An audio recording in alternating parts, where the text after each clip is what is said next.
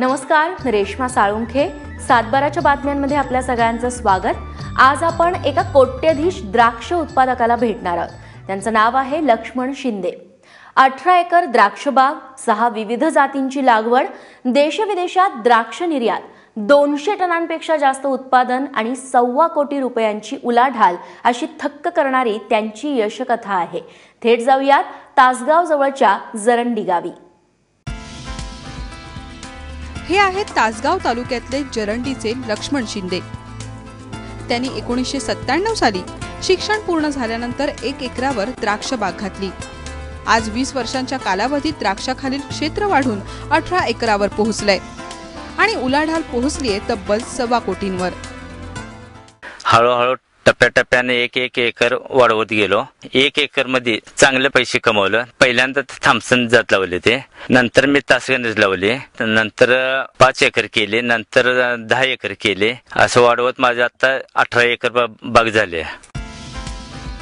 या 18 एकरात द्राक्षाच्या वेगवेगळ्या 6 जातींची लागवड त्यांनी केली आहे। आजच्या घडीला 6 एकरावर सोनाका, 4 एकरावर माणिक चमन, 2 एकरावर क्लोन, 2 एकरावर थॉम्सन, 1 एकरावर तासे गणेश आणि 3 एकरावर सुपर सोनाका अशा व्हरायटी आहेत।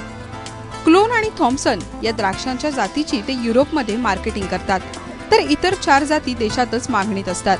बाजारात ज्या व्हरायटीना जास्त मागणी असते त्याच लागवड करायला ते प्राधान्य देतात।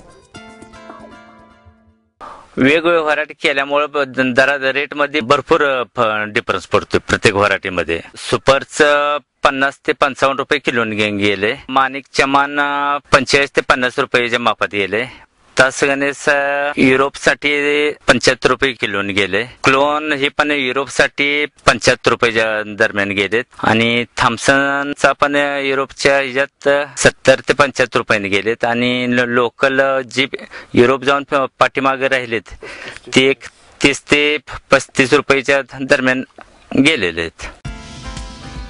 शेवटच्या टप्प्यातील सोनाका 10 टन आणि थॉम्सन 8 टन अशी 18 टन द्राक्ष बागेत शिल्लक असून त्याची काढणी आता सुरू आहे।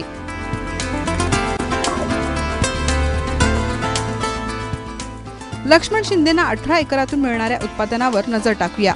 15 वर्षांच्या सोनाकाच्या 6 एकरातून 60 टन, 3 वर्षाच्या माणिक चमनच्या 4 एकरातून 56 टन, 3 वर्षाच्या क्लोनच्या 2 एकरातून 22 टन युरोपसाठी आणि 18 टन लोकलसाठी, 10 वर्षाच्या थॉम्सनच्या 2 एकरातून 12 टन, 10 वर्षाच्या तासे गणेशच्या 1 एकरातून 9 टन आणि 2 वर्षाच्या सोनाकाच्या 3 एकरातून 36 टन उत्पादन मिळाले।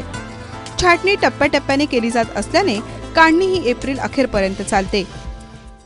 मी बागेची छाटणी सप्टेंबरच्या 15-20 तारखेपासून चालू करतो, ते नोव्हेंबरच्या 5 तारखेपर्यंत शेवट करतो। म्हणजे आम्हाला परत नंतर माल ही टप्प्याटप्प्यानं येतोय। टोटल आम्ही सगळं मजुरांनी कॉन्ट्रॅक्ट बेसवर देतो।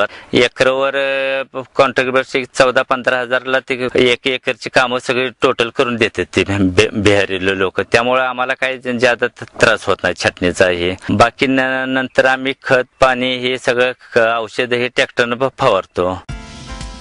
4 ते 5 व्यापारी गरजेप्रमाणे वेगवेगळ्या व्हरायटी घेऊन जातात।